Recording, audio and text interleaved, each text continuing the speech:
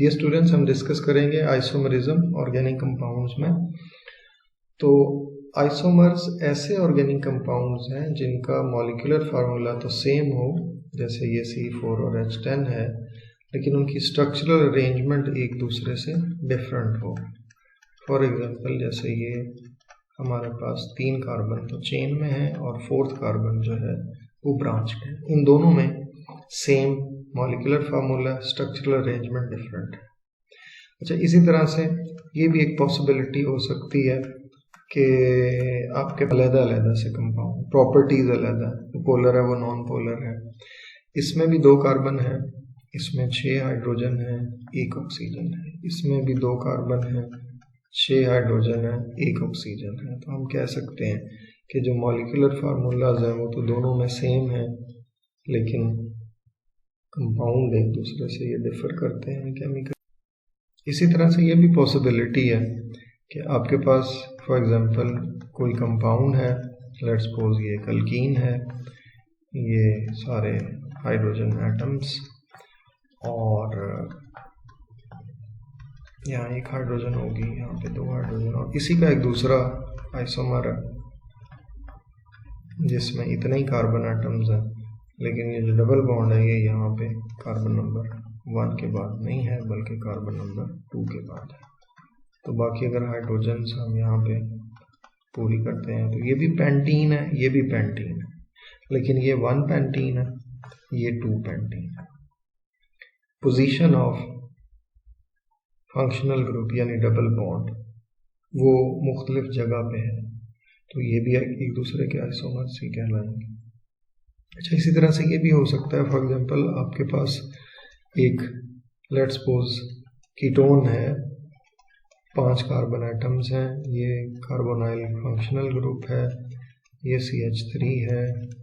Similarly यहाँ भी हमारे पास, और ये इसको कहते हैं ये कीटोन है, इसके एक तरफ 2 कार्बन है, एक तरफ 2 कार्बन।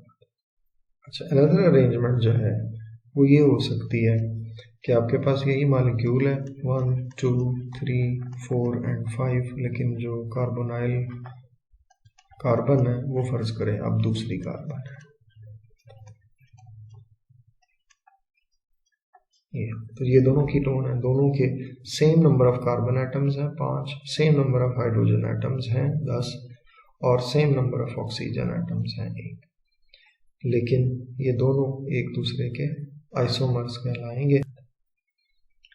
तो ऑर्गेनिक कंपाउंड्स में एक अगर हम जर्नलाइज्ड कॉन्सेप्ट की बात करें तो हम ये कह सकते हैं कि आइसोमर्स ऐसे कंपाउंड्स होते हैं जिनके मॉलिक्यूलर फार्मूलाज और मॉलिक्यूलर मास तो सेम होता है, लेकिन उनकी स्ट्रक्चरल अरेंजमेंट डिफर करती है। ये स्ट्रक्चरल अरेंजमेंट जो है वो उनकी चेन के हवाले से भी हो सकती है, इसमें उनका फंक्शनल ग्रुप भी बदल सकता है, इसमें उनके फंक्शनल ग्रुप की पोजीशन भी बदल सकती है, इसमें जो है वो एक फंक्शनल ग्रुप के अराउंड कार्बन एटम्स की जो तादाद है वो भी चेंज हो सकती है। और अगर मज़ीद हम आगे जाएं तो उसमें ये भी पॉसिबिलिटी हो सकती है, फॉर एग्जांपल अगर आपके पास ये एक कंपाउंड है, इसको हम कहते हैं विनाइल अल्कोहल, और ये इक्विलिब्रियम में एग्जिस्ट करता है कि ये वाला बॉन्ड इधर शिफ्ट हो जाता है, C डबल बॉन्ड O, और वो जो H है वो CH2 के साथ मिलके ये CH3, ये इस तरह की अरेंजमेंट। अब ये दोनों सेम कार्बन एटम्स हैं, सेम हाइड्रोजन्स हैं, ये दोनों एग्जिस्ट करते हैं in equilibrium with each other, ये भी आइसोमर्स। इनको जो है वो एक सेपरेट कैटेगरी के तौर पे लिया जाता है, but they are also isomers.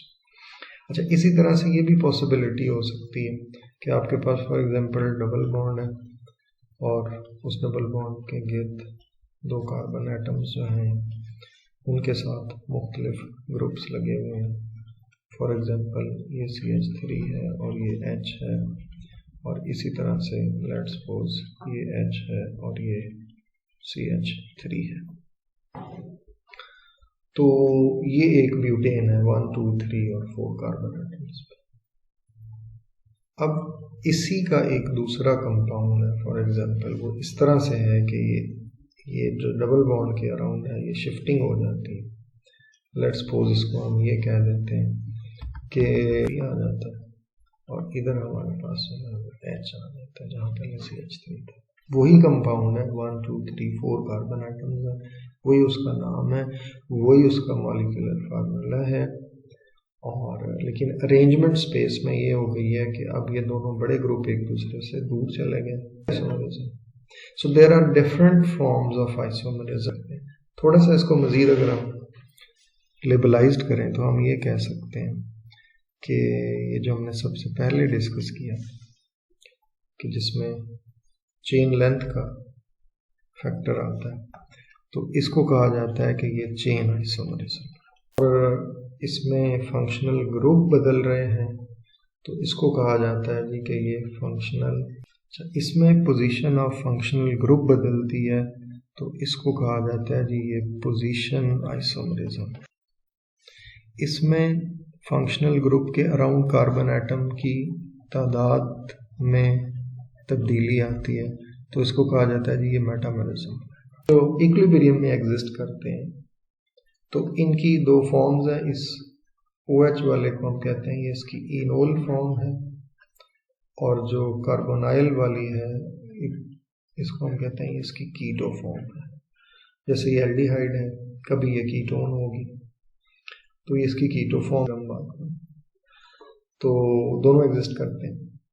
Similarly यहाँ से सिस और ट्रांस आइसोमरिज्म इसको हम कहते हैं ज्योमेट्रिकल में। सिस और ट्रांस आइसोमरिज्म, सिस होते हैं एक जैसे ग्रुप एक ही साइड पे आ गए डबल बॉन्ड। यहाँ पे ये है कि ट्रांस का मतलब है कि एक जैसे group double bond opposite side पे चले। तो ये जनरलाइज्ड कॉन्सेप्ट है आइसोमरिज्म।